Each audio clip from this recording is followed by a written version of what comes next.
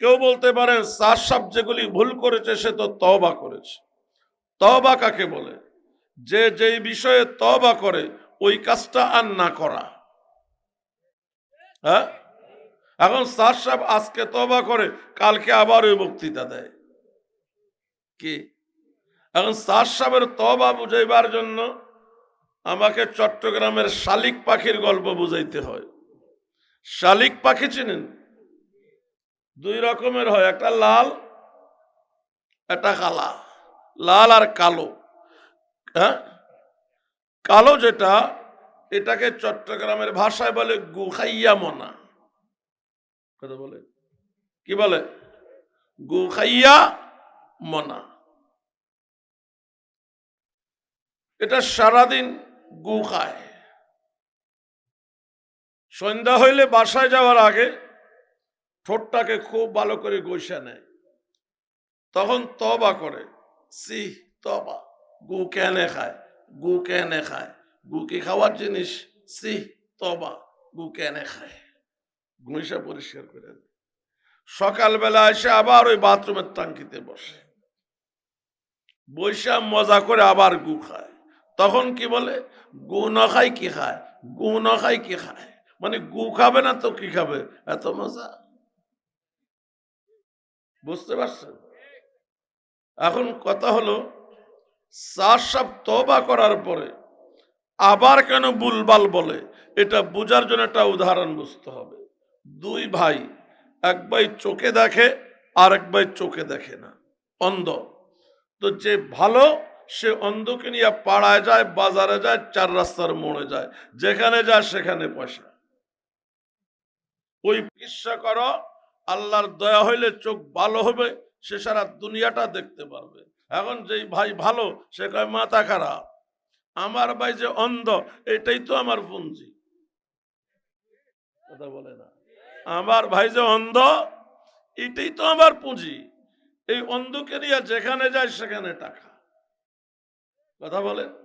এখন স্যার সাহেবের ব্যাপারে একই কথা, যে আমি যে বুলবাল বলি এটাই তো পুঁজি, যত ফাউল কথা বলি তত ইসরায়েলি ডলার। কি ওই ভাই যেরকম অন্ধরে ভালো করে না পুঁজি বন্ধ হওয়ার কারণে, আর ইসরায়েলি টাকা বন্ধ হওয়ার ভয়ে আর ফাউল কথা সারে না স্যার সাহেব। স্যার সাহেবের বাড়ি ফার্ম হাউস 600 কোটি টাকা ব্যয়। আপনারা আমাকে বলুন, পৃথিবীতে কোন মৌলবীর বাড়ি আছে 100 কোটি টাকা ব্যয়? আছে? তো স্যার সাহেব 600 কোটি টাকা কোথায় পাইলো বাড়ি করার জন্য? এইসব কি ইসরায়েলি টাকা নয়? স্যার সাহেব পুরা তাবলীগকে এক করার জন্য 2 সেকেন্ডের প্রয়োজন। সে যদি বলে আমি আমিন নাই, 1 সেকেন্ডে ঝগড়া শেষ। অথবা সে আমির থাকুক, যদি বলে আমি কোনো বয়ানই করব না, কি বয়ান না করলে সমস্যা আছে? আপনি রেঙ্গা মাদ্রাসা সহ বহু মাদ্রাসার বহু বড় বড় শাইখুল হাদিস আছে যারা কোনো মঞ্চেও যায় না, বয়ানও করে না। এতে কি উনি ছোট হয়ে গেছেন? তো স্যার সাহেব আমির থাকুক, বলুক আমি বয়ানই করব না, যদি আমার বয়ানে গলত হয়ে যায় তাহলে তো মীমাংসা শেষ। কিন্তু সে করবে না, কারণ তার হার হার বয়ানে ইসরায়েলি ডলার আসে। সে কি করবে তার ব্যাপার। বাংলাদেশের সমস্ত ওলামায়ে কেরাম যেদিকে, আমরা সেদিকে।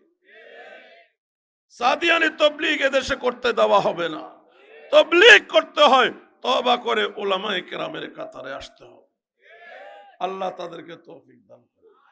অনেক সাদিয়ানের ইতিমধ্যে তওবা করেছে, করতেছে। আমরা তাদেরকে আহ্বান করতেছি, ফিরে আসো, ফিরে আসো। আল্লাহ তাদেরকে তৌফিক দান করে। আমাদের সামনে অনেক বিপদ, 4টা লড়াই। 1 নম্বর, ভারত হা করে আছে আগ্রাসন চালাবার জন্য। 16ই ডিসেম্বর বক্তব্য দিয়েছে বাংলাদেশ নাকি তাদের। আসো, নিতে আসো। আমাদেরকে সজাগ থাকতে হবে, ভারতীয় আগ্রাসনের বিরুদ্ধে দল মত নির্বিশেষে রুখে দাঁড়াতে হবে। আমরা গরুর গোশত আর কলিজা খাই, তারা গরুর মুত আর গোবর খায়। পারবে আমাদের সাথে? ভারতীয়দের মনে রাখা দরকার, ইরাকের কুফা থেকে ছুটে এসেছিল 16 বছরের এক তরুণ মোহাম্মদ ইবনে কাসিম। সে এসে 80 ভাগ অঞ্চল ইসলামের জন্য ফাতাহ করেছে, বিজয় করেছে। এরকম লাখো কোটি তরুণ বাংলাদেশে আছে, ভারতে আছে, আছে না নাই? এরা যদি সিনা টান করে আবার দাঁড়ায়, ভারতীয়রা পালাবার জায়গা পাবে না। আমাদেরকে এ ব্যাপারে সতর্ক থাকতে হবে। 2 নাম্বার, আওয়ামী ফেসিবাদ যেন আর সোজা হয়ে দাঁড়াতে না পারে, বড় আওয়াজে যেন কথা বলতে না পারে। 15-16 বছর পুরো জাতির উপরে জুলুম করেছে, এই দেশের স্বাধীনতা বিপন্ন করে ভারতের অঙ্গরাজ্য বানাবার সকল প্রকার অপকর্ম তারা করেছে। শাপলা চত্বরে কত মানুষ মেরেছে তার কোনো হিসাব নাই। 57 জন সেনা অফিসারকে মেরেছে। সর্বশেষ 14 জন হাফেজে কোরআন সহ কওমি মাদ্রাসার 84 জন আলেম হাফেজকে হত্যা করেছে এবং প্রায় 2000 এই দেশের নাগরিককে হত্যা করেছে, হেলিকপ্টার থেকে বোমা ফেলে হত্যা করেছে। আলহামদুলিল্লাহ, আলহামদুলিল্লাহ নাহমাদুহু ওয়া নাস্তাঈনুহু ওয়া নাস্তাগফিরুহু ওয়া নু'মিনু বিহি ওয়া নাতাওয়াক্কালু আলাইহি ওয়া নাউযু বিল্লাহি মিন শুরুরি আনফুসিনা ওয়া মিন সাইয়্যাতি আ'মালিনা। من يهده الله فلا مضل له ومن يضلله فلا هادي له ونشهد أن لا إله إلا الله وحده لا شريك له لا وزير له ولا نزير له لا مشير له ولا معين له لا زد له ولا ند له لا أصل له ولا نسل له لا مثل له ولا مثيل له ولا مثال له ونشهد أن سيدنا محمدا حبيبنا وحبيب ربنا المبعوث إلى الأسود والأحمر والأصغر والأكبر والإنس والجان وعلى آله وأصحابه الذين هم خلاصة العرب العرباء وخير الخلائق بعد الأنبياء عليهم الصلاة والسلام. أما بعد فأعوذ بالله من الشيطان الرجيم. بسم الله الرحمن الرحيم. ألف لام ميم. أحسب الناس أن يتركوا أن يقولوا آمنا وهم لا يفتنون ولقد فتنا الذين من قبلهم فليعلمن الله الذين صدقوا وليعلمن الكاذبين. وقال النبي صلى الله عليه وسلم أشد بلاء الأنبياء ثم الأمثل فالأمثل أو كما قال عليه الصلاة والسلام.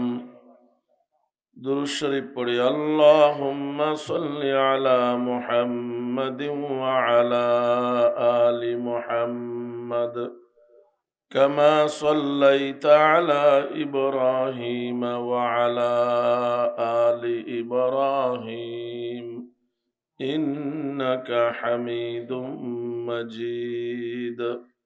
اللهم بارك على محمد وعلى آل محمد كما باركت على إبراهيم وعلى آل إبراهيم إنك حميد مجيد الحمد لله আলবালা গণকল্যাণ পরিষদ কর্তৃক আয়োজিত ওয়াজ ও দোয়ার মাহফিলের সম্মানিত সভাপতি, উপস্থিত হযরত উলামায়ে কিরাম, মুরব্বিয়ানে ইজাম, আমার প্রাণপ্রিয় ছাত্র ও যুবক ভাইয়েরা, পর্দার আড়ালের মা ও বোনেরা, মহান আল্লাহ পাক পরওয়ারদিগারে আলমের সকল তারিফ এবং প্রশংসা, যিনি মেহেরবানি করে আজকের এই মাহফিলে আমাদেরকে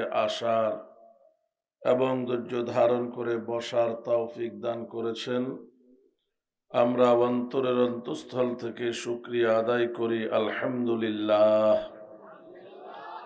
এবং আকায়ে নামদার, তাজদারে মদিনা, মাহবুবে কিবরিয়া, জিগর গোশায়ে আমেনা, মুহাম্মদুর রাসূলুল্লাহ সাল্লাল্লাহু আলাইহি ওয়াসাল্লামের খিদমতে লাখো কোটি দরুদ ও সালামের হাদিয়া, যার আদর্শ আর তরিকার মধ্যেই রয়েছে মানব জাতির জন্য দুনিয়া এবং আখিরাতের কামিয়াবি আর সফলতা। আমি আপনাদের সামনে সূরা আনকাবুত থেকে কয়েকটি আয়াতে কারিমা তেলাওয়াত করেছি। আনকাবুত শব্দের অর্থ হলো মাকড়াসা। আমাদের চট্টগ্রামে বলা হয় মাখর। আপনারা কি বলেন? ঘরের কোনায় কোনায় জাল বনে ছোট ছোট পোকা মাকড় আটকা পড়ে, সেগুলো খাইয়া বাঁচে। প্রাণীটা দেখতে ছোট হলেও কাজ করেছে অনেক বড়। আল্লাহ রসুল সাল্লাল্লাহু আলাইহি সাল্লাম যখন হযরত আবু বকর সিদ্দিক রাদিয়াল্লাহু তাআলা আনহুকে নিয়ে গারে সুরে আত্মগোপনে গিয়েছিলেন, মাকড়াসা খুব দ্রুত সময়ের মধ্যে জাল বুনে দিয়েছেন, যাতে মাকড়াসার জাল দেখে কাফেররা মনে করে অদ্য এখানে কেউ প্রবেশ করে নাই, এবং হয়েছেও তাই। এই মাকড়াসাকে কিয়ামত পর্যন্ত স্মরণীয় করে রাখার জন্য আল্লাহ পাক মাকড়াসার নামে কোরআন শরীফ একটা সূরা দিয়ে দিলেন। সুবহানাল্লাহ বলেন। সূরাটা শুরু হয়েছে আলিফ লাম মিম হরফে মুকাত্তাআত দিয়ে। কোরআন শরীফের সূরা বাকারার শুরুতেও আছে আলিফ লাম মিম। আরো বিভিন্ন হরফ বিভিন্ন সূরার শুরুতে আছে, প্রায় ২৮টা হরফ ২৯টা সূরার শুরুতে আছে। এই হরফগুলো সম্পর্কে বলা হয় আল্লাহু আ'লামু বিমুরাদিহি বিযালিক, আল্লাহ পাকে এগুলোর অর্থ জানেন। তো আমরা যখন অর্থই জানবো না, আল্লাহ এই হরফগুলো দিলেন কেন? এই কেনর একটা কারণ হলো আল্লাহ জানেন পৃথিবীতে একটা জাতি আসবে যারা বলবে অর্থ না বুঝে কোরআন পড়ে লাভ নাই। এখন অনেকে বলা বলি করছে না, তো তাদের কাছে প্রশ্ন, এই হরফগুলোর অর্থ তো কেউ জানেও না বুঝেও না, বলো এগুলি তেলাওয়াত করবে না বাদ দিবা? যদি বলে বাদ দেব, কোরআনের একটা অক্ষর বাদ দিলে ঈমান থাকবে? যদি বলে রাখবো পড়বো, তো তোমাদের বাসায় তো পড়ে লাভ নেই, পড়বা কেন? এই হরফগুলো একটা প্রমাণ, কোরআন না বুঝে পড়লেও সওয়াব আছে, আছে না নাই? ২ নম্বর, থানভী রহমতুল্লাহ আলাইহি লিখেছেন, এক ইংরেজ তার আগ্রহ জাগলো, সে কোরআন শরীফ পড়বে। কোরআন শরীফ পড়ার জন্য সে আরবি শিখেছে। বলেন আরবি আর কোরআন কি এক? আরবি ভাষায় মদ গুন্না নাই, কোরআন শরীফে মদ গুন্না আছে। এখন ইংরেজ কোরআন শরীফ খুলে সূরা ফাতিহা পড়েছে, সূরা বাকারা পড়তে গিয়ে আর পারে না। সূরা বাকারার শুরুতে যে আছে আলিফ লাম মিম, এগুলি বিচ্ছিন্ন বিচ্ছিন্ন তিনটা হরফ, যার কোনো অর্থ নাই।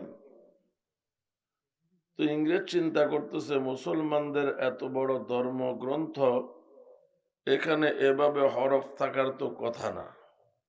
আলিফ লাম মিম এই তিন অক্ষর দিয়ে একটা শব্দ বানাতে হবে, আলাম আলিম আলুম, কোনোভাবেই শব্দ মিলে না। তো সে গবেষণা করে বের করলো, কারণ এগুলি যে আলিফ লাম মিম এভাবে পড়তে হয়, এটা তো কোরআনের ওস্তাদে শিখায়। কথা বলেন, সে তো কোরআনের ওস্তাদের কাছে আরবি শিখে নেই, আরবি ভাষাবিদদের কাছে আরবি শিখেছে। এখন সে চিন্তা করলো আলিফ ঠিক আছে, লাম ঠিক আছে, আমি যেটা মিম ভাবতেছি মনে হয় এটা ওয়াও। এখন সে শব্দ বানালো আলিফ লাম ওয়াও, আলু। এবার সে পড়তেছে আলু যালিকাল কিতাবুল লা রাইবা ফীহ। হাকিমুল উম্মত মুজাদ্দিদে মিল্লাত আল্লামা শাহ আশরাফ আলী থানভী রহমতুল্লাহ আলাইহি বলেন, এই লোক ওস্তাদের কাছে কোরআন না শিখার কারণে আলু মার্কা কোরআন তেলাওয়াত করতেছে। আর কেউ যদি কোরআনের ধর্ম ওস্তাদ ছাড়া শিখে, তার ধর্মটাও আলু মার্কা ধর্ম হবে। বুঝেন নাই? কোরআন ওস্তাদ ছাড়া শিখলে আলু মার্কা কোরআন হয়, কোরআনের ধর্ম কেউ ওস্তাদ ছাড়া শিখলে সেটাও আলু মার্কা ইসলাম হয়, আসল ইসলাম হয় না। এর উদাহরণ আছে, আমি সেদিকে যেতে চাই না। আল্লাহ পাক পরের আয়াতে বলেন, আহাসিবান নাসু আন ইউতরাকু আন ইয়াকুলু আমান্না। মানুষ কি মনে করেছে আমরা ঈমান এনেছি, এই দাবি তার নাজাতের জন্য, জান্নাতে যাওয়ার জন্য যথেষ্ট হবে? ওহুম লা ইফতানুন, ঈমানের পরীক্ষা নেওয়া হবে না। অর্থাৎ এতদূর বললেই হবে না, ঈমানের পরীক্ষা নেওয়া হবে। এরপরে আল্লাহ বলেন, ওয়ালাকাদ ফাতান্নাল্লাযীনা মিন ক্বাবলিহিম, এই উম্মতের আগে যত জাতি, যত উম্মত পৃথিবীতে অতিবাহিত হয়েছে, সকলের পরীক্ষা নেওয়া হয়েছে। পরীক্ষায় কারা পাশ করেছে, কারা ফেল করেছে, আল্লাহ বলেন আমি জানিয়ে দিয়েছি। ফালায়ালামান্নাল্লাহুল্লাযীনা সাদাকু ওয়ালায়ালামান্নাল কাযিবিন, কে পাশ আর কে ফেল এটাও আল্লাহ জানিয়ে দিয়েছে। নমরুদের পরীক্ষা হয়েছে, সে ফেল। ইব্রাহিম খলিলুল্লাহর পরীক্ষা হয়েছে, তিনি পাশ। ফেরাউনের পরীক্ষা হয়েছে, ফেরাউন ফেল। মুসা কালিমুল্লাহর পরীক্ষা হয়েছে, তিনি পাশ। আবু জাহিল আবু লাহাবদের পরীক্ষা হয়েছে, তারা ফেল। নবীজি সাল্লাল্লাহু আলাইহি সাল্লাম এবং সাহাবায়ে কেরামের পরীক্ষা হয়েছে, তারা পাশ। শেখুল ইসলাম আল্লামা শাহ আহমদ শফি জুনায়েদ বাবুনগরী রাহিমাহুল্লাহ, তাদের পরীক্ষা হয়েছে, তারা পাশ। হাসিনা ওবায়দুল কাদেরদের পরীক্ষা হয়েছে, তারা ফেল। ভয় পাইতেছেন নাকি? জি বাইর হচ্ছে না। ছাত্র জনতার দাবি ছিল পদত্যাগ। আল্লাহ কয় না, এত পাপ করেছে, পদত্যাগে যথেষ্ট হবে না, এটা হবে দেশ ত্যাগ। দাবি কি দেশ ত্যাগ ছিল? হ্যাঁ, দাবি ছিল পদত্যাগ, হইছে দেশ ত্যাগ। আল্লাহ রহম করুক, সকলে বলি আমিন। পরীক্ষা আমাদেরও হবে। কথা বলেন, কার পরীক্ষা কেমন হবে? আল্লাহ রাসূল সাল্লাল্লাহু আলাইহি সাল্লাম বলেন, আসাদ্দু বালাআন আল আম্বিয়া, সবচাইতে কঠিন পরীক্ষা হলো নবীদের পরীক্ষা। এরপরে নবীকে যে যত বেশি মানবে তার পরীক্ষা তত কঠিন হবে। আমাদেরকেও পরীক্ষা দেওয়ার জন্য প্রস্তুত থাকতে হবে। আল্লাহর পরীক্ষা দুই প্রকার, সুখ শান্তি দিয়া পরীক্ষা, দুঃখ দুর্দশা দিয়া পরীক্ষা। আল্লাহর পয়গম্বর ইব্রাহিম খলিল আলাইহিস সালাম, তার পরীক্ষা হয়েছে সারাটা জীবন দুঃখ দুর্দশা দিয়া। আর হযরত সুলাইমান আলাইহিস সালামের পরীক্ষা হয়েছে সারা পৃথিবীর রাজত্ব দিয়া। এত বড় রাজত্ব সুলাইমান নবীর আগেও কেউ পায় নাই, এখনো কারো নাই, কিয়ামত পর্যন্ত কারো হবেও। সুলাইমান নবীকে আল্লাহ পাক এমন পাওয়ারফুল রাজত্ব দিয়েছেন, বাতাস সুলাইমান নবীর আদেশে প্রবাহিত হতো। পৃথিবীর সকল প্রাণীর ভাষা সুলাইমান আলাইহিস সালাম শুনতেন, বুঝতেন, তাদের ভাষায় তাদের সঙ্গে কথা বলতেন। বলুন, বিজ্ঞান এমন কোন যন্ত্র আবিষ্কার করতে পেরেছে যে ওই যন্ত্রের সাহায্যে আমরা পিঁপড়ার কথা শুনব? এমন যন্ত্র পাওয়া যায়? কিন্তু সুলাইমান আলাইহিস সালাম পিঁপড়ার কথা শুনতেন, সুবহানাল্লাহ বলেন, বুঝতেন, আবার পিঁপড়ার সঙ্গে পিঁপড়ার ভাষায় কথাও বলতেন। আপনারা শুনেছেন পিঁপড়ার কথা? পিঁপড়া কথা বলতে দেখেছেন? আমি দেখেছি। পিঁপড়া যদি কোথাও কোনো একটা খাদ্যের টুকরা পায়, পিঁপড়ার সমাজ অনেকটা মানুষের মতো। মানুষ কোনো কাজ একা না পারলে অপর থেকে সাহায্য নেয়, পিঁপড়াও এরকম। পিঁপড়া ওই খাদ্যটা আগে মেজারমেন্ট করবে যে এটা আমার গর্ত পর্যন্ত নিতে কত পিঁপড়া লাগবে, তারপরে গর্তের দিকে যাবে। হঠাৎ দেখা গেল গর্ত থেকে আরেকটা পিঁপড়া আসতেছে, দুইজন মুখোমুখি দাঁড়ায় কথা বলে। দেখেছেন? আমি বহুবার দেখেছি। কথা বলার পর একটা খাদ্যের দিকে আসে আর একটা গর্তের দিকে যায়, মুহূর্তের মধ্যে ওখানে একটা লাইন পড়ে যায়, কয়েকজনে মিলে ওই খাদ্যটাকে গর্তের দিকে টানতে থাকে।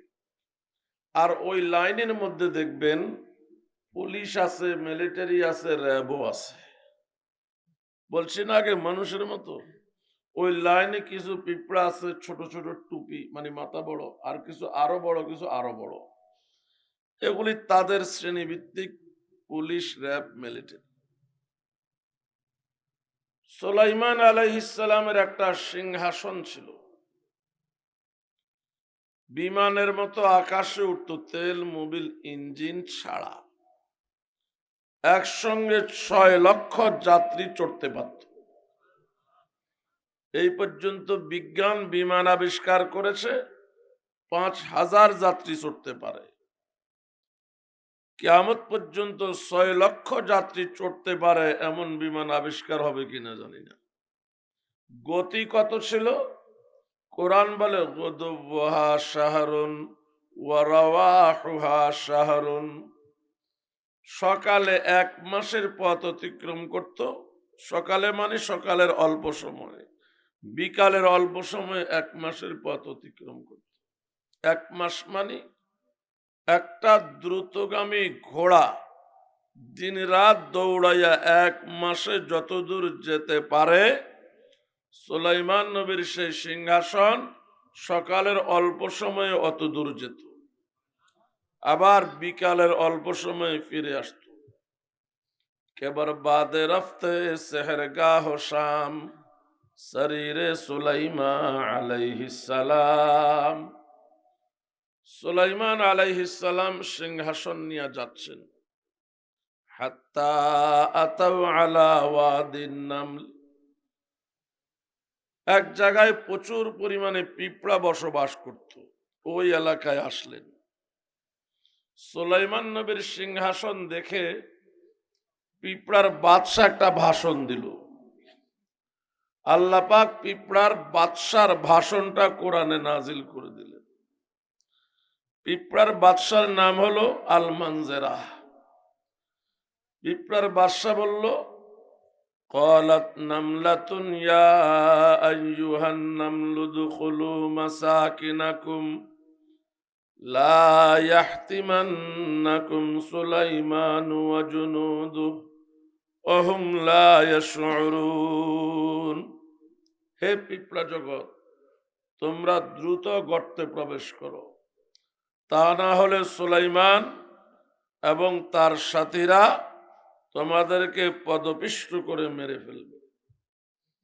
সুলাইমান নবী পিঁপড়ার বাদশার এই বক্তব্য সিংহাসন থেকে শুনলেন, বুঝলেন। সুবহানাল্লাহ বলেন। সিংহাসনটা সেখানে নামালেন। পিঁপড়ারা কোথায়? গর্তের ভিতরে। বাদশা কোথায়? গর্তের উপরে। বাদশা মানে সুলাইমান বাদশা না, পিঁপড়ার বাদশা। পিঁপড়ার বাদশা আগে পুরা জাতিকে সেভ করেছে গর্তে ঢুকাইয়া, তারপরে নিজে দাঁড়িয়ে আসে সুলাইমান নবীর সঙ্গে প্রটেস্ট করার জন্য। ভয় নাই, সুলাইমান নবীও বাদশা, আমিও বাদশা।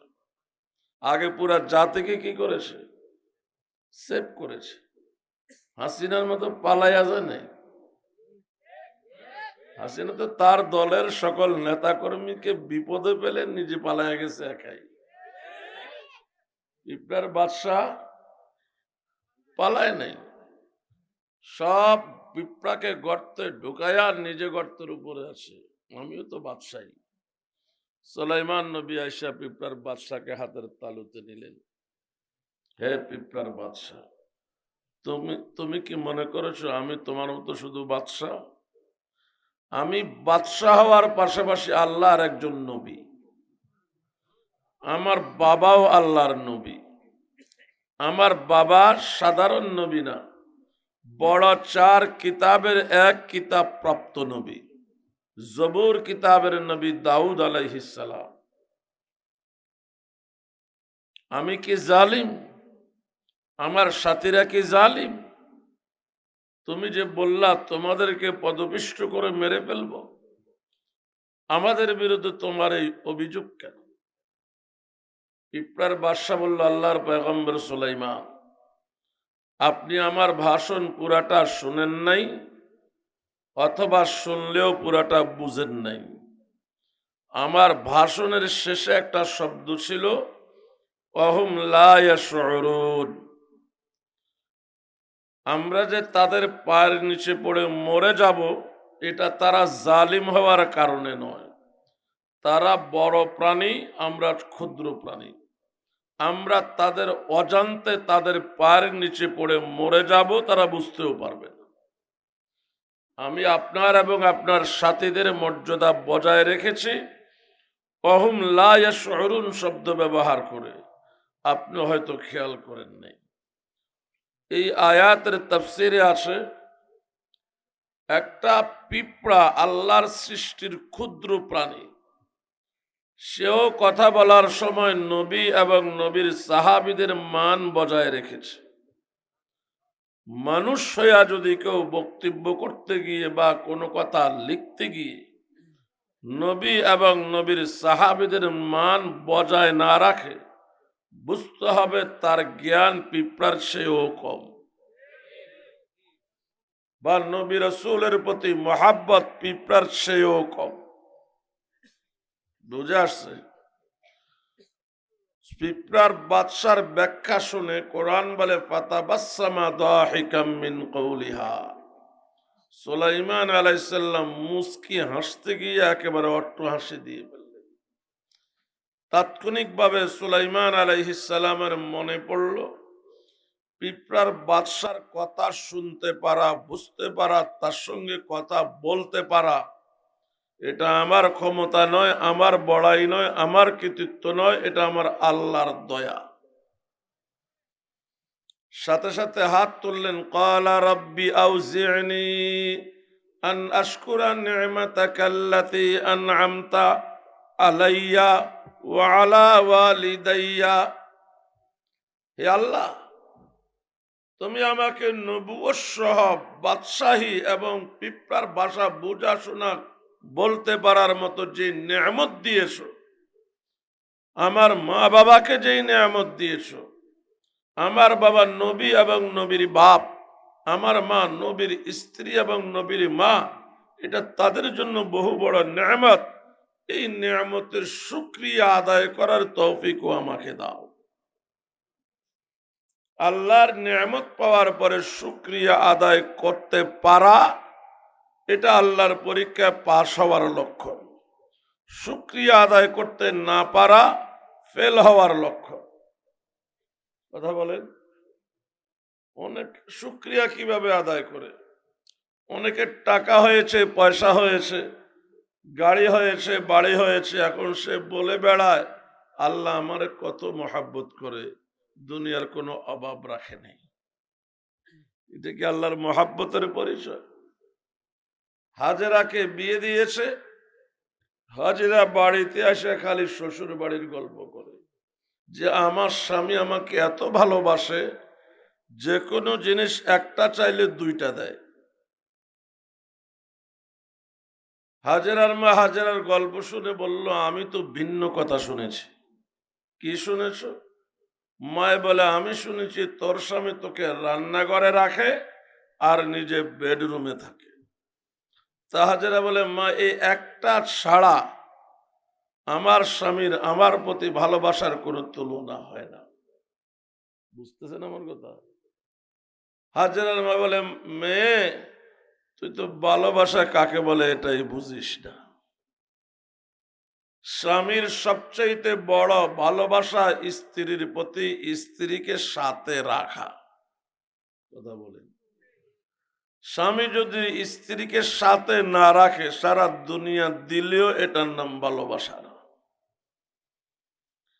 আল্লাহ আপনাকে ভালোবাসেন, এর লক্ষণ হলো আপনি আল্লাহর হুকুম পালন করতে পারা। কথা বলেন, গাড়ির নাম আল্লাহর ভালোবাসা নয়, বাড়ির নাম আল্লাহর ভালোবাসা নয়, টাকা পয়সার নাম আল্লাহর ভালোবাসা নয়। আপনি আল্লাহর হুকুম যথাযথভাবে পালন করতে পারতেছেন কিনা, যদি পারেন বুঝতে পারেন যে আপনাকে আল্লাহ ভালোবাসে। আল্লাহ বুঝার তৌফিক দান করে। আমাদের এক আমির সাহেব,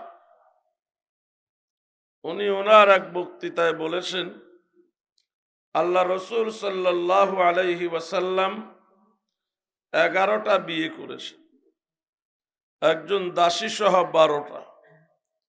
প্রত্যেক বিয়েতে নবীজি খেজুর দিয়া অলিমা করেছেন। একটা বিয়েতে অলিমা করেছেন ছাগল জবাই করে। কথা বলেন, 1500 বছর পর্যন্ত নবীর এই আমলের উপরে কারো আপত্তি ছিল না। 1500 বছর পরে আইসা দাওয়াত ও তাবলীগের অটো আমির সাদ সাহেব, তিনি বললেন নবী এটা ঠিক করেন নাই। আরো জোরে বলেন নাউজুবিল্লাহ। সব বিয়েতে ওলিমা করলেন খেজুর দিয়া, একটাতে করলেন ছাগল দিয়া, বকরি দিয়া। ওলিমা বুঝেননি আপনারা? বরপক্ষ যেটা আয়োজন করে এটার নাম অলিমা। এই অলিমার দাওয়াত পাওয়া, দাওয়াত পাইয়া যায়া খাওয়া, পর্দা লঙ্ঘন না হইলে সুন্নত। কথা বলেন, বহু বিবাহতে পার্লার থেকে সাইজা বেপর্দা হইয়া আসে অনেক মহিলারা। ওইসব জায়গায় সুন্নত পালন করতে যাইয়া কবিরা গুনাহ হবে। আমি ওটার কথা বলছি না। অলিমার দাওয়াত পাওয়া, যাওয়া, খাওয়া কি সুন্নত। আর যেটা কনে পক্ষ আয়োজন করে এটার নাম বরযাত্রী। বরযাত্রী হিসাবে দাওয়াত পাওয়া, যাওয়া, খাওয়া হারাম। মেয়ের বাবা মা যেটা আয়োজন করে এটা বাধ্য হইয়া করে, না করলে মেয়ের বিয়ে হচ্ছে না। কিন্তু এই দাওয়াতে যাওয়া খাওয়া আর মেয়ের বাবার থেকে যৌতুক নেওয়া হালাল? হারাম না, জঘন্য হারাম। যেই ছেলে বিয়ে করার সময় যৌতুক নেবে, আমি কসম দিয়ে বলতে পারি ওই পরিবারের জিন্দেগিতে বরকত হবে না। 5 লক্ষ টাকা যৌতুক নিয়ে বিয়ে করেছে, এখন ছেলে মা বাবারে আর আব্বা আম্মা ডাকে না, শ্বশুর বাড়িতে যে গাল ফুলাইয়া শাশুর শাশুড়ি ডাকে আব্বা আম্মা। এটা কি ঠিক হয়েছে? এটাই তো ঠিক হয়েছে। আপনি একটা ষাঁড় পালছেন আর একটা ফাঁটা পালছেন। ষাঁড় বুঝেন? দেখা নাকি? এখন এটা বাজারে বিক্রি করেছেন, এখন বিক্রির পরে এই ফাঁটা আর দেখা ক্রেতার বাড়িতে যাবে না আপনার বাড়িতে আসবে? গৃহস্থ, হ্যাঁ, যে কিনছে তার বাড়িতে যাবে, গৃহস্থ তো বিক্রি করে দিছে। তো এখানেও আপনি একটা ষাঁড় আর ফাঁটা পালছেন, এটাকে বিয়ে করার সময় 5 লক্ষ টাকা নিয়েছেন। এখন এই ছেলে কি আপনার বাড়িতে আসবে না যারা কিনছে তাদের বাড়িতে?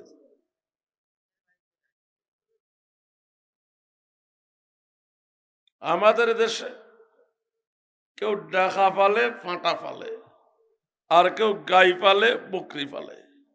পাল দেওয়ার জন্য এই ডাকা আর ফাঁটাওয়ালার বাড়িতে নিয়ে যায়। আপনাদের এখানে আছে? এখন ডাকা আর ফাঁটাওয়ালার টাকা ছাড়া পাল দেয় না। কি আছে এখানে?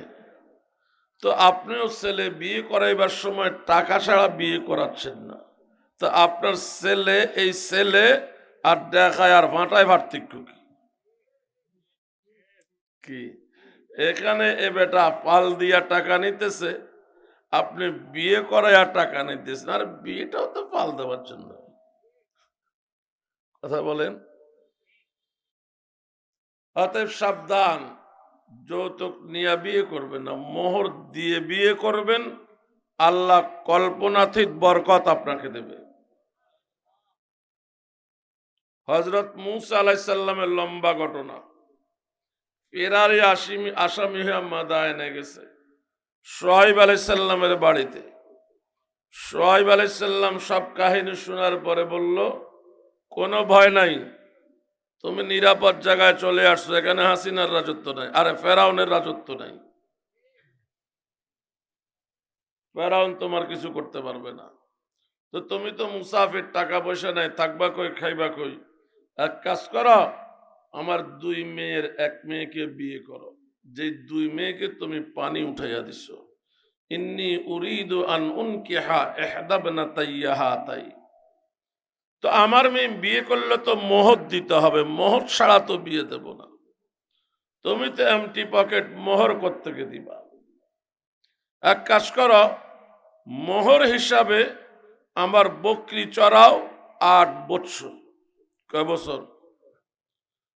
যদি তুমি 2 বৎসর পূর্ণ করে 10 বৎসর করো, তোমার মর্জি, এটা ভালো হবে।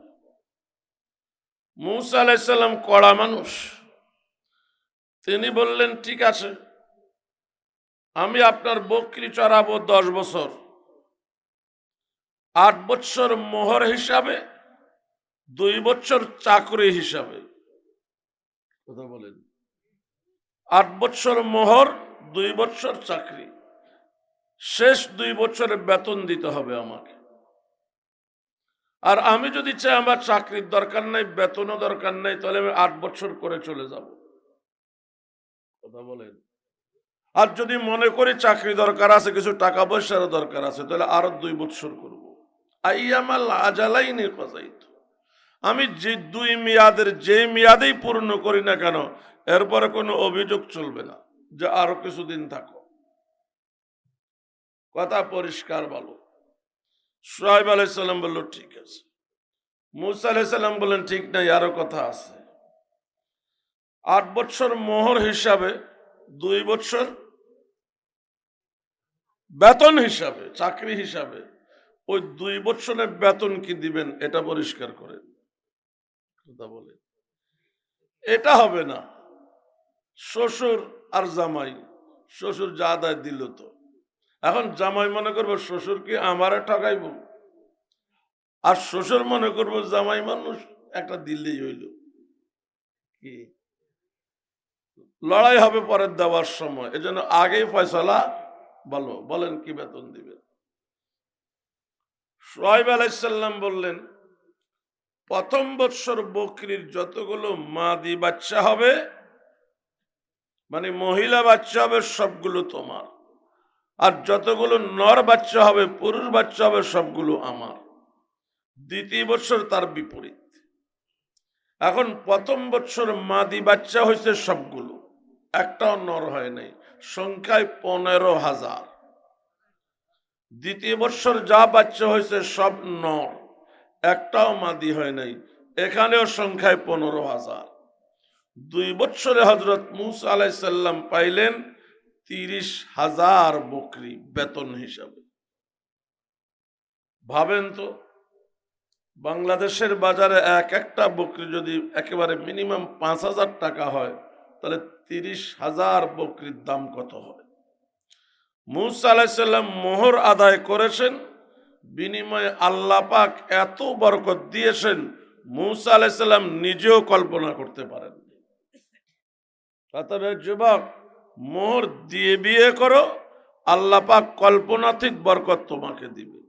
যৌতুক নিয়ে বিয়ে করবা, আমাদের দেশে একটা কথা বলে না, লোকটা এত ভাগ্যবান মাটি দললে সোনা হইয়া যায়। আর কিছু লোককে দুর্ভাগা বলা হয়, এটা সোনা দললে মাটি হইয়া যায়। যৌতুক নিয়ে বিয়ে করবা, যেখানে হাত দিবা সেটা মাটি হইয়া যাবে। মোহর দিয়ে বিয়ে করবা, যেটা ধরবা এটা সোনা হইয়া যাবে। আল্লাহ এলাকার যুবক ভাইদেরকে যৌতুকবিহীন বিবাহ করার তৌফিক দান করে, এলাকার যুবতী মেয়েদের যৌতুকবিহীন বিবাহ শাদী দেওয়ার তৌফিক দান। এটা সামাজিক প্রয়োজনে একটা কথা আনুষঙ্গিকভাবে আসছে, বললাম, হয়তো কারো ফায়দা হতেও পারে। স্যার সাহেব কি বলল? নবী এটা ঠিক করেন নাই। নবীর আমল কোনটা ঠিক কোনটা বেঠিক, এটা কি স্যার সাহেব সার্টিফিকেট দিতে হবে? এতদূর বললেও চলতো। স্যার সাহেব বলেছে নবী এটা অপচয় করেছে, অর্থাৎ খেজুর দিয়া অলিমা করলে পয়সা কম খরচ হতো, বকরি দিয়া করার কারণে বেশি হয়েছে। নবী এটা কি করেছে? অপচয় করেছে। কোরআনে আসে অপচয়কারী শয়তানের ভাই। তাহলে স্যার সাহেব নবীকে শয়তানের ভাইয়ের জায়গায় দাঁড় করালো। নাউজুবিল্লাহ বলেন। আমি একটা শুধু আপনাদেরকে দেখাইলাম, এরকম হাজার কথা স্যার সাহেব বলার পরিপ্রেক্ষিতে তামাম দুনিয়ার ওলামায়ে কেরাম বলেছেন এমন ব্যক্তির অনুসরণ করা যাবে না। তারপরে আমরা ভেবেছি তবলিগই তো করতে থাকুক, কিন্তু কালক্রমে দেখা গেল না, এরা শুধু কোরআন সুন্নাহর অপব্যাখ্যা দিয়েছে তা নয়, এরা একটা সন্ত্রাসী দল, খুনি দল।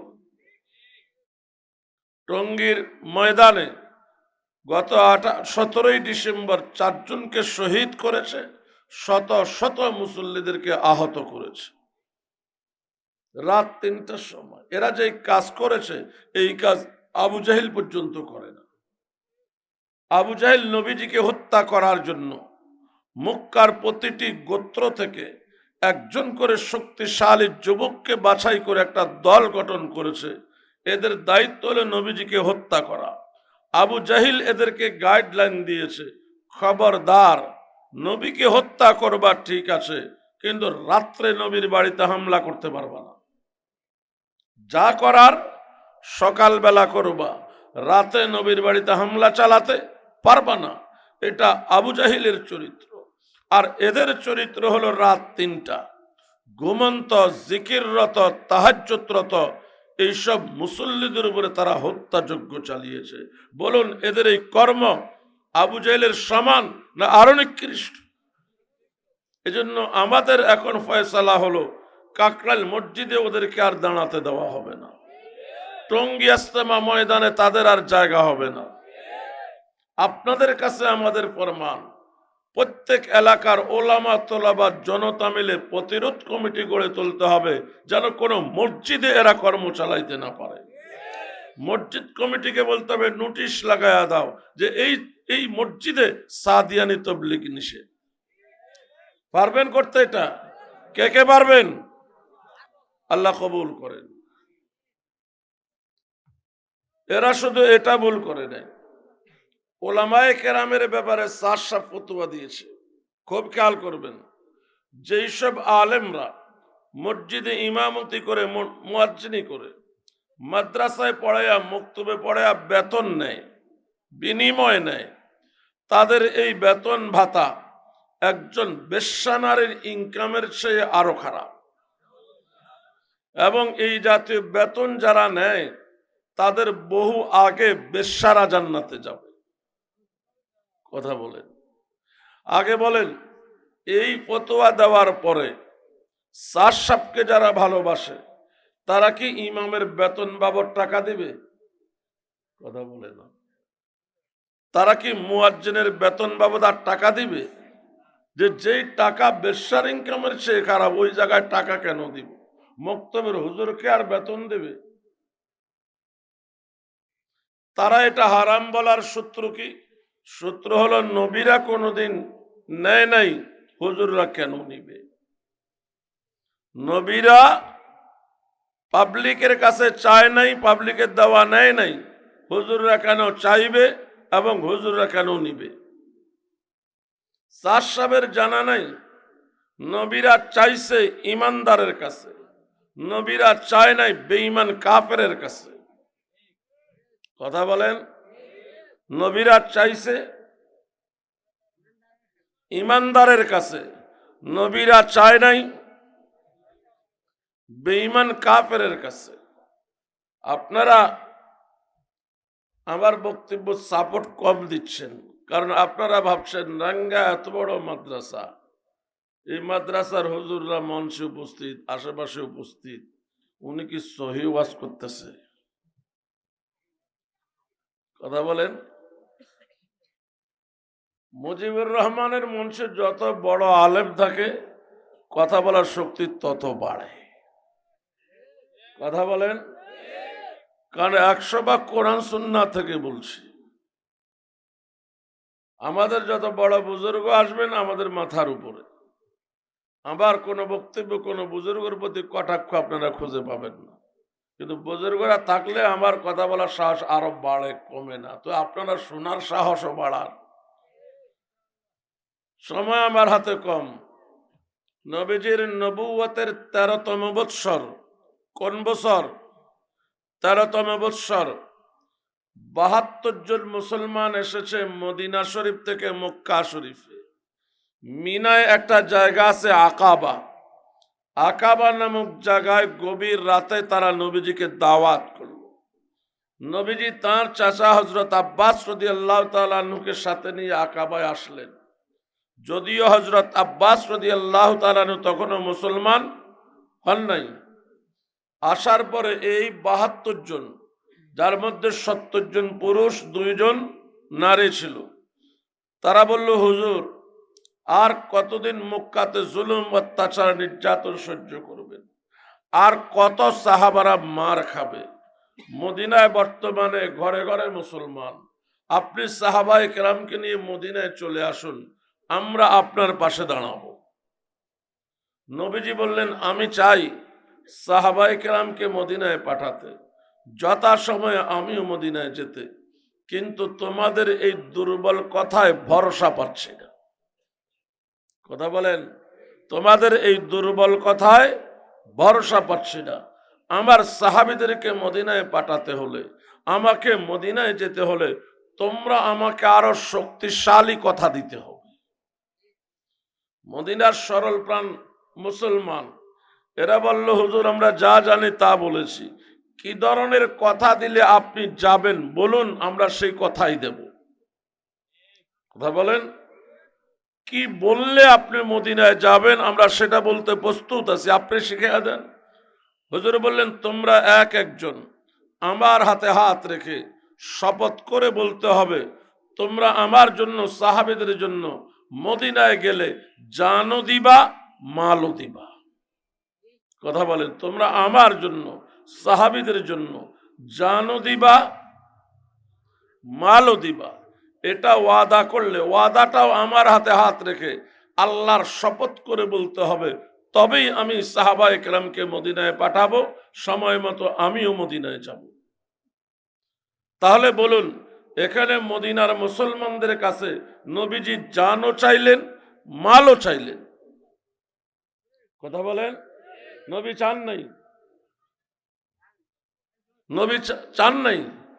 চাইছেন নিজের জন্য, সাহাবীদের জন্য জানও চাইলেন, মালও চাইলেন। নবী চাইছেন ইমানদারের কাছে, নবী চান নাই বেঈমান কাফেরের কাছে।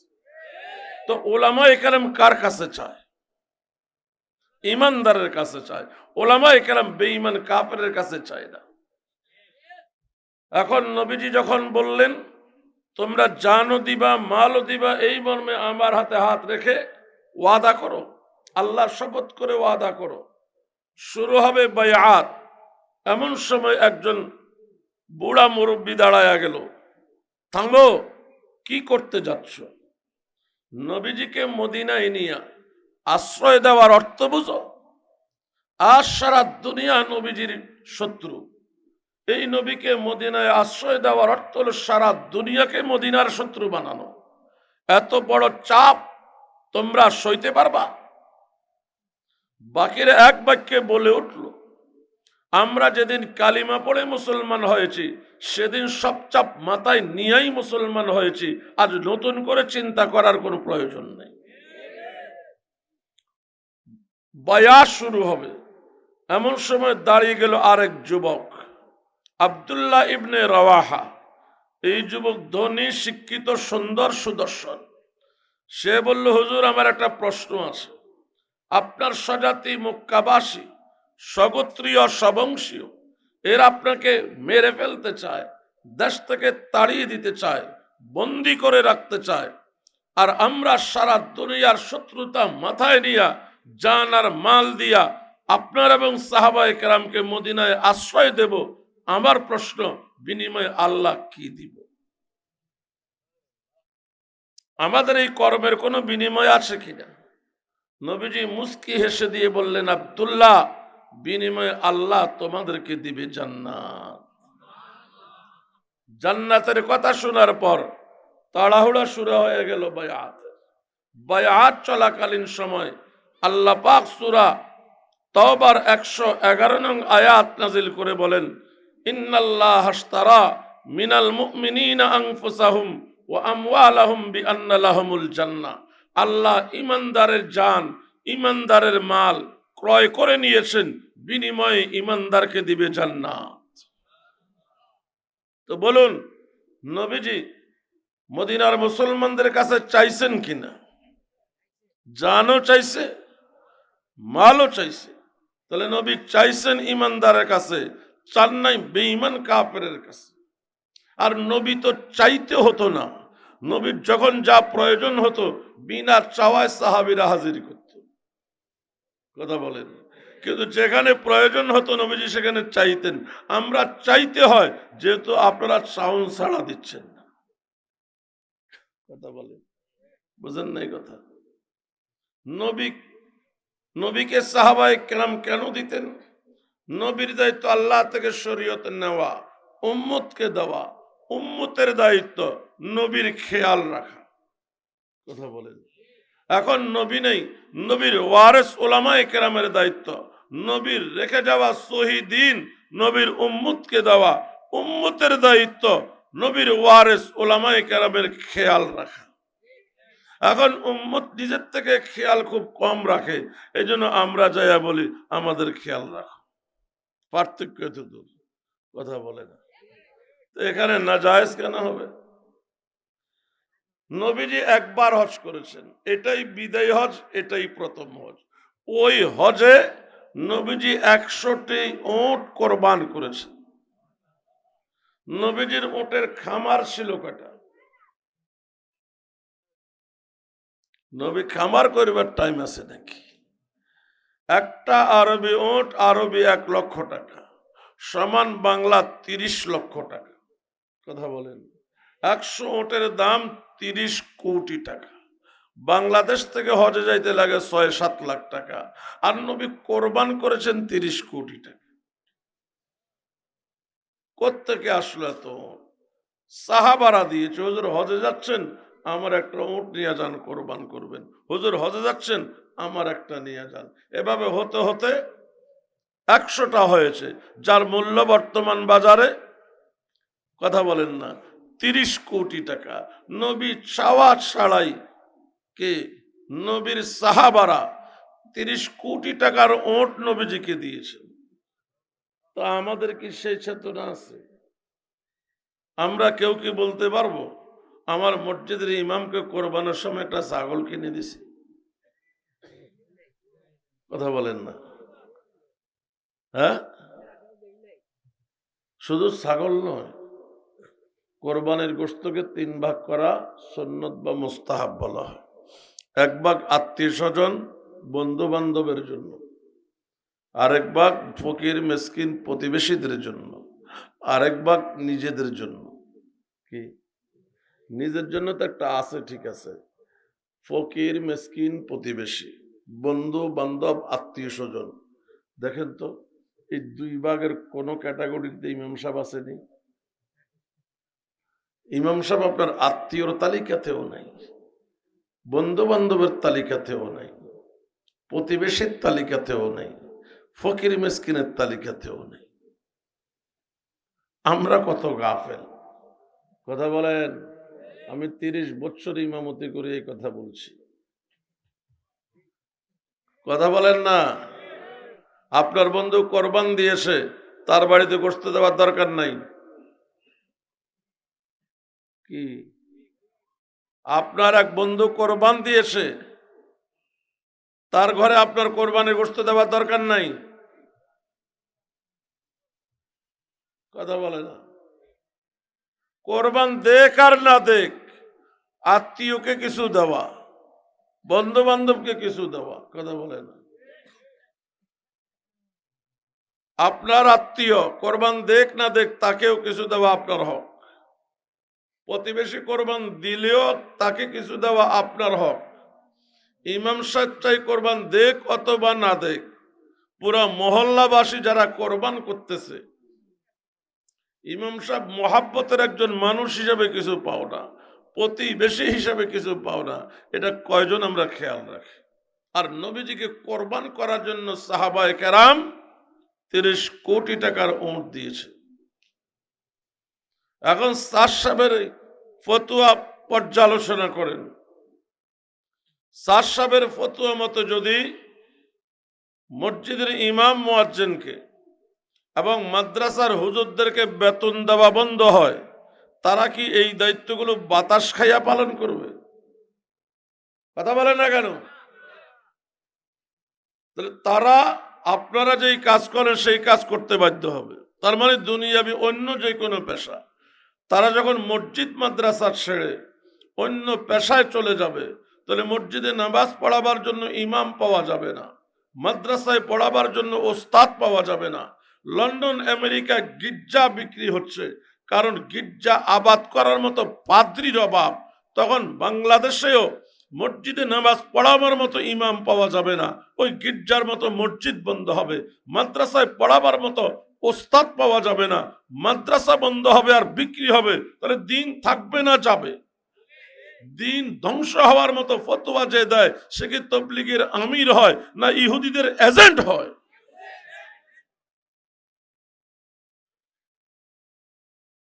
বুঝাতে পারছি বিষয়টা? এখন কথা হলো, কেউ বলতে পারেন সার সাহেব যেগুলি ভুল করেছে সে তো তওবা করেছে।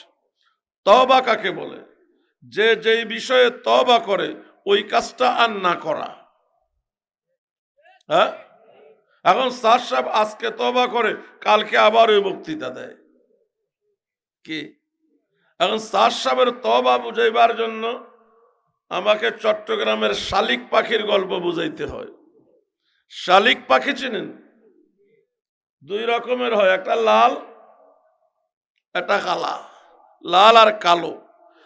হ্যাঁ, কালো যেটা, এটাকে চট্টগ্রামের ভাষায় বলে গুখাইয়া মনা। কথা বলে কি বলে? গুখাইয়া মনা। এটা সারাদিন গু খায়। সন্ধ্যা হইলে বাসায় যাওয়ার আগে ঠোঁটটাকে খুব ভালো করে ঘষে নেয়, তখন তওবা করে, সি তওবা, গু কেনে খায়, গু কেনে খায়, গু কি খাওয়ার জিনিস?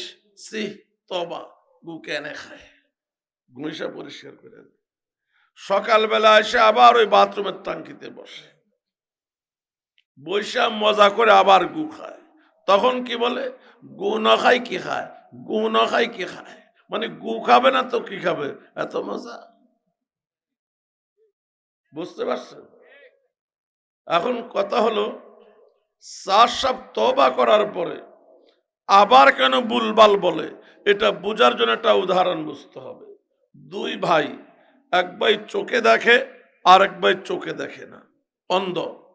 তো যে ভালো সে অন্ধকে নিয়ে পাড়ায় যায়, বাজারে যায়, চার রাস্তার মোড়ে যায়, যেখানে যায় সেখানে পয়সা।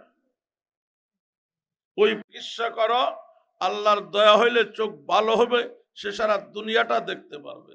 এখন যেই ভাই ভালো সে কয় মাথা খারাপ, আমার ভাই যে অন্ধ এটাই তো আমার পুঞ্জি। কথা বলে না, আমার ভাই যে অন্ধ এটাই তো আমার পুঁজি। এই অন্ধকে নিয়ে যেখানে যায় সেখানে টাকা। কথা বলে। এখন স্যার সাহেবের ব্যাপারে একই কথা, যে আমি যে বুলবাল বলি এটাই তো পুঁজি, যত ফাউল কথা বলি তত ইসরায়েলি ডলার। ওই ভাই যেরকম অন্ধরে ভালো করে না পুঁজি বন্ধ হওয়ার কারণে, আর ইসরায়েলি টাকা বন্ধ হওয়ার ভয়ে আর ফাউল কথা সারে না। স্যার সাহেবের বাড়ি ফার্ম হাউস 600 কোটি টাকা ব্যয়। আপনারা আমাকে বলুন, পৃথিবীতে কোন মৌলবীর বাড়ি আছে 100 কোটি টাকা ব্যয়? আছে? তো স্যার সাহেব 600 কোটি টাকা কোথায় পাইলো বাড়ি করার জন্য? এইসব কি ইসরায়েলি টাকা নয়? স্যার সাহেব পুরা তাবলীগকে এক করার জন্য 2 সেকেন্ডের প্রয়োজন। সে যদি বলে আমি আমিন নাই, 1 সেকেন্ডে ঝগড়া শেষ।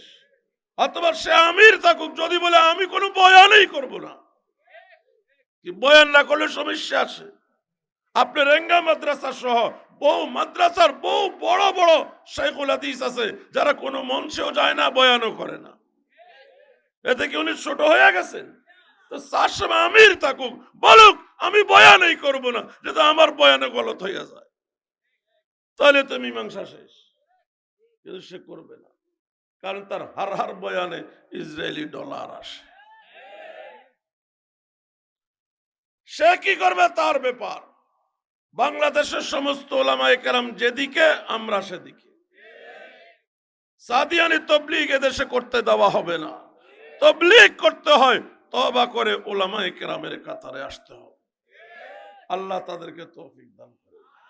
অনেক সাদিয়ানের ইতিমধ্যে তওবা করেছে, করতেছে, আমরা তাদেরকে আহ্বান করতেছি ফিরে আসো, ফিরে আসো। আল্লাহ তাদেরকে তৌফিক দান করে। আমাদের সামনে অনেক বিপদ, 4টা লড়াই। 1 নম্বর, ভারত হা করে আছে আগ্রাসন চালাবার জন্য। 16 ডিসেম্বর বক্তব্য দিয়েছে বাংলাদেশ নাকি তাদের। আসো, নিতে আসো। আমাদেরকে সজাগ থাকতে হবে, ভারতীয় আগ্রাসনের বিরুদ্ধে দল মত নির্বিশেষে রুখে দাঁড়াতে হবে। আমরা গরুর গোশত আর কলিজা খাই, তারা গরুর মুত আর গোবর খায়। পারবে আমাদের সাথে? ভারতীয়দের মনে রাখা দরকার, ইরাকের কুফা থেকে ছুটে এসেছিল 16 বছরের এক তরুণ মোহাম্মদ ইবনে কাসিম। সে এসে ৮০ ভাগ অঞ্চল ইসলামের জন্য ফাতাহ করেছে, বিজয় করেছে। এরকম লাখো কোটি তরুণ বাংলাদেশে আছে, ভারতে আছে, আছে না নাই? এরা যদি সিনা টান করে আবার দাঁড়ায়, ভারতীয়রা পালাবার জায়গা পাবে না। আমাদেরকে এ ব্যাপারে সতর্ক থাকতে হবে। ২ নাম্বার, আওয়ামী ফেসিবাদ যেন আর সোজা হয়ে দাঁড়াতে না পারে, বড় আওয়াজে যেন কথা বলতে না পারে। ১৫-১৬ বছর পুরো জাতির উপরে জুলুম করেছে, এই দেশের স্বাধীনতা বিপন্ন করে ভারতের অঙ্গরাজ্য বানাবার সকল প্রকার অপকর্ম তারা করেছে। শাপলা চত্বরে কত মানুষ মেরেছে তার কোনো হিসাব নাই। ৫৭ জন সেনা অফিসারকে মেরেছে। সর্বশেষ ১৪ জন হাফেজে কোরআন সহ কওমি মাদ্রাসার ৮৪ জন আলেম হাফেজকে হত্যা করেছে এবং প্রায় ২০০০ এই দেশের নাগরিককে হত্যা করেছে। হেলিকপ্টার থেকে বোমা ফেলে হত্যা করেছে। এই ফেজিস আবার আসতো? কথা বলেন। আমি একটা কথা বলি, যতদিন বাংলাদেশের নাম বাংলাদেশ থাকবে, আওয়ামী লীগ, যুবলীগ, ছাত্রলীগ, শ্রমিক লীগ, কৃষক লীগ, হাতুড়ি লীগ, হেলমেট লীগ, হিন্দু লীগ, রিক্সা লীগ, আনসার লীগ, ইসকন লীগ, সাদ লীগ, কোন লীগ চলবে না। একটা মাত্র লীগ চলবে, তাবলীগ। কথা বলেন। ৩ নম্বর লড়াই সাদিয়ানির বিরুদ্ধে, যার ব্যাখ্যা পড়লাম। ৪ নম্বর লড়াই, ইউনূস সরকারের পরে যেন এদেশে ইসলামী সরকার কায়েম হয়। স্বাধীনতার পর ৫৪ বছর যেই কোন সরকারের আমলে আলেম ওলামারা, মসজিদ মাদ্রাসাওয়ালারা কিছুটা না কিছু চাপে থাকে। কথা বলেন। বলতে চাই না এসব কথা, আজও এক দলের প্রোগ্রামের কারণে মসজিদে আসরের আজান মাইকের পরিবর্তে মুখে দিতে হয়েছে। আজকের কথা, দলের নাম নিতে চাই না। এখন কোন দল ক্ষমতায় আছে? এখন ক্ষমতায় যারা আছে দল ছাড়া, দল ছাড়া নির্দলীয় লোক ক্ষমতায় আসে, তারপরে এমন দলের সাহস হয় করতে গিয়ে যে মসজিদের আজান মাইকে দিতে নিষেধ করে। তাহলে তারা ক্ষমতায় গেলে কি করবে? এজন্য আমি সংক্ষেপে বলেছি, যেই কোনো দলীয় সরকারের আমলে ইসলাম চাপে থাকে, কিছুটা না কিছু হলেও কি থাকে, চাপে থাকে। চাপ মুক্ত আছি আমরা এখন, আর এই সময়টাই হলো কাজ করার সময়। এখন কোন নেতার অনুমতিও লাগে না, পুলিশের অনুমতিও লাগে না, কোন নেতাকে অতিথিও করা লাগে না। কি, যার যখন যেখানে মনে চায় মুক্ত মাহফিল করতে পারে। এই সুযোগটাকে কাজে লাগিয়ে এত বেশি কাজ করতে হবে যাতে এই সুযোগের পরে তথা ইউনূস সরকারের পরে যেন ইসলামী সরকার আসে। পারবো কি পারবো না? ওলামা তোলাবা জনতা মিলে এরকম পরিবেশ তৈরি করতে হবে যাতে এরপরে ইসলাম আসে। আফগানিস্তানের শেখ হিন্দ রহমতুল্লাহ আলাইহির সন্তানেরা ১৯ বছর পৃথিবীর সুপার পাওয়ার আমেরিকার বিরুদ্ধে লড়াই করে যদি ইমারতে ইসলামিয়া কায়েম করতে পারে, আমরা তো শেখ হিন্দের সন্তান, আমরা কেন পারবো না? আমাদেরকে হিম্মত রাখতে হবে। ডক্টর আবু খালেদ সাহেব বলেছেন, বাংলাদেশের কওমি মাদ্রাসায় পড়ুয়া তালেবে ইলমদেরকে মনে রাখতে হবে, স্বপ্ন দেখতে হবে যে আগামীতে আমরা দেশের মন্ত্রী এমপি হব। আপনি স্বপ্ন দেখলেই তো বাস্তবায়ন হওয়ার পথ হবে, স্বপ্নই যদি না দেখেন কেমনে বাস্তবায়ন হবে? আল্লাহ পাক তৌফিক দান করেন। আমাকে অনেক দূরে যেতে হবে, আর ওলামায়ে কেরাম আছেন, যার কারণে ইচ্ছা থাকলেও আমি আর লম্বা করতে পারতেছি না। নিস্তে মুমকিন এই সখনরা ইখতিতাম ফাসখন কোতা হেবা ইয়াদুস সালাম। আসসালামু আলাইকুম ওয়া রাহমাতুল্লাহ। বিসমিল্লাহির রহমানির রহিম। কুরআন হাদিসের আলোকে সত্যের সন্ধান, মাহফিল টিভি, সিলেট।